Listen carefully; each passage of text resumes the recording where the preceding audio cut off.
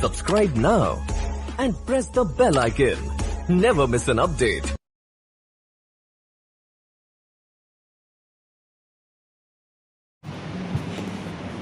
It is a pleasure for me to be here for the 7th convocation of the Indian Institute of Technology, Hyderabad.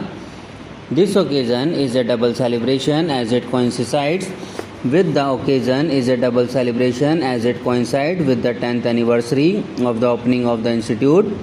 Let me begin by congratulating the IIT Hyderabad community for these landmarks. For the graduating student, today is a special moment. It is the result of years of hard work and dedication on your part and on the part of your teachers and professors as well as your families. The energy and enthusiasm of youth combined with a solid foundation is a very effective combination. It can take an individual very far. As fresh IIT graduates, you are entering a world and an India packed with opportunities. There is so much you can do and so much you can achieve for yourself, for your families, for society at large, particularly for those less fortunate than you. Please dream big and aim high and please take risk. The time to do it is now. Like individuals, institutions are very dependent on decisions taken in their formative years. IIT Hyderabad is young, it is only 10 years old. It too is defined by energy and enthusiasm and has built a solid foundation. Today you have 2500 students, 1 in 5 of them being a young woman. The institute has a strong postgraduate program with 30% of students pursuing a PhD. These are commendable figures, but the question is what next? The road you take today will determine your future not just for the next few years but perhaps for the rest of the century.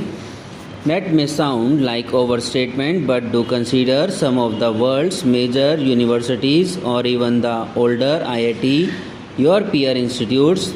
Their achievements over several decades have been shaped by the trajectory they took in their earliest days. As the second generation IIT, it is important that you borrow from as well as learn from the models of the past. Conditions are different from the 1950s and 1960s. India has changed, technology and the very discipline of engineering have evolved.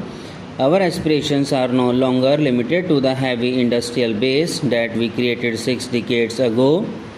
Rather, IIT Hyderabad has to remain relevant to the 4th industrial revolution that will write the script of the 21st century. The new enters include the Center for Cyber Physical Systems and Internet of Things and the Fabless Chip Design Incubator and other initiatives that fall under the umbrella of the TIC Foundation.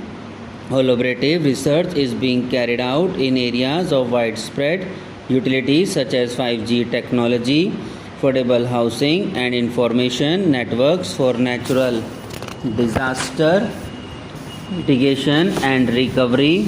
MOU with leading international universities and R&D agreements with Japanese industrial corporations are also worthy of appreciation. Ladies and gentlemen, members of the faculty and dear students, the best scientific universities and institutions of learning are not just teaching shops or degree factories. Increasingly, they are sources of innovation and incubators of technology and technology-driven startups. The knowledge ecosystem of public investment in science, academic institutions and universities, research laboratories, commercial applications and private enterprise has an almost magical potential. Its best example is of course Silicon Valley in the United States. At the core of Silicon Valley are basic science and technology campuses and their talented faculty and students.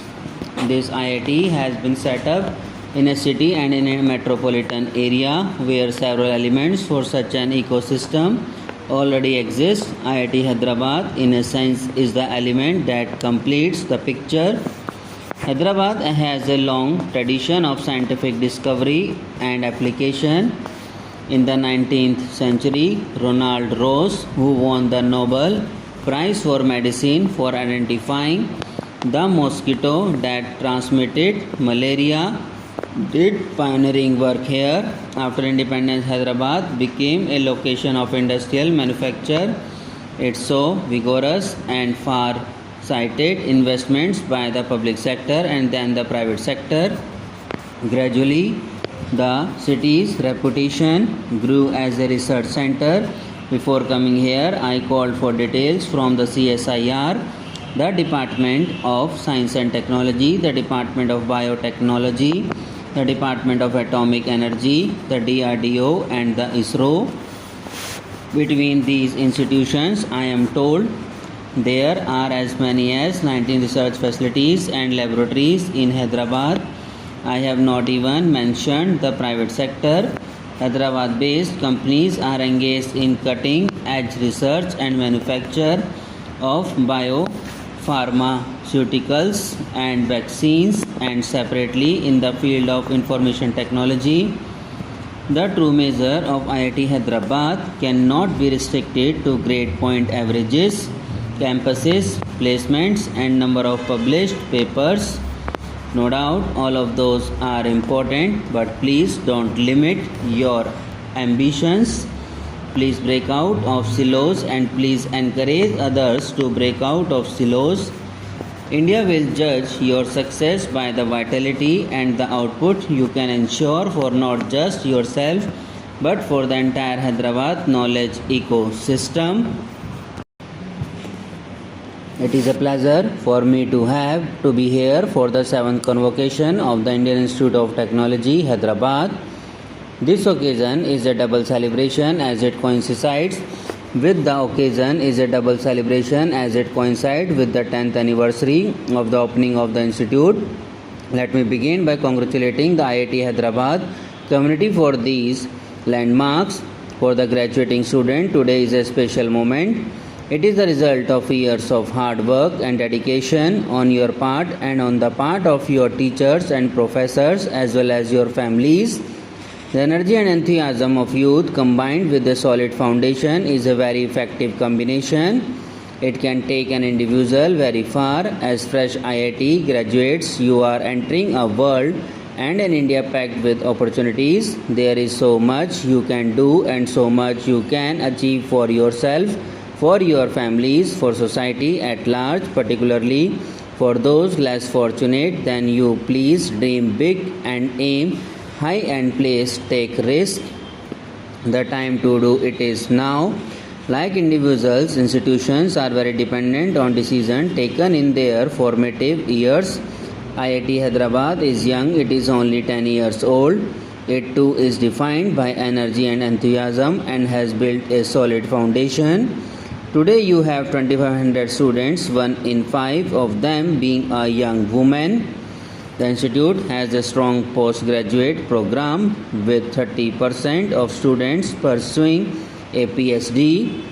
These are commendable figures, but the question is what next? The road you take today will determine your future not just for the next few years but perhaps for the rest of the century. That may sound like overstatement, but do consider some of the world's major universities or even the older IIT, your peer institutes.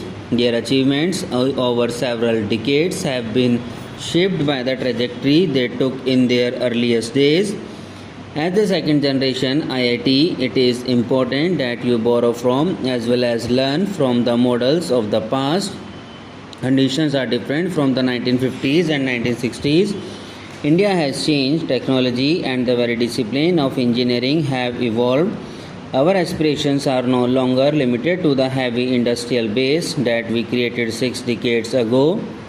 Rather, IIT Hyderabad has to remain relevant to the 4th industrial revolution that will write the script of the 21st century. The new enters include the Center for Cyber Physical Systems and Internet of Things and the Fabless Chip Design Incubator and other initiatives that fall under the umbrella of the TIC Foundation. Collaborative research is being carried out in areas of widespread utility such as 5G technology. affordable housing and information networks for natural disaster